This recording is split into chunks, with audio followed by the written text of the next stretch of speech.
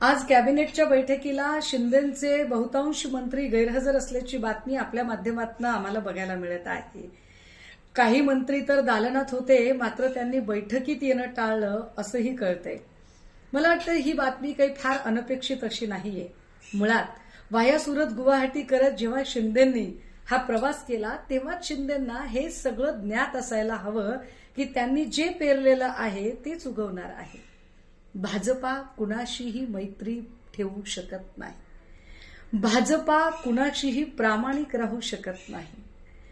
गेल्या 25-30 वर्षाच्या मैत्रीमध्ये आम्हाला कायम महाराष्ट्रात शिवसेना मोठा भाऊ असं म्हणणाऱ्या भाजपाने जो पाठीत खंजीर खुपसला, ती भाजपा अवघ्या 25 महिन्यामध्ये शिंदेंना जवळ करेल असं जर शिंदेंना आणि शिंदेंच्या मंत्र्यांना वाटलं असेल तर मला वाटतं त्यांचा फार मोठा गैरसमज आहे.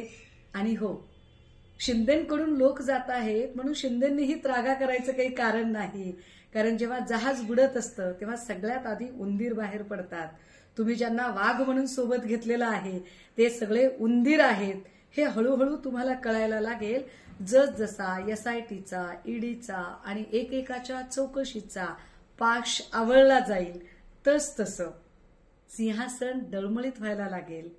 आणि त्याचा पुरावा आता दिसत आहे. माध्यमांमधून बातमी तर अशीही कळते की फडणवीस म्हणतायत की तुम्ही उल्हासनगरमध्ये केलं ते काय, मग आम्ही केलं तर चुकलो कुठे.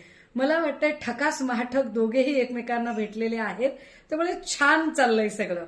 शुभेच्छा.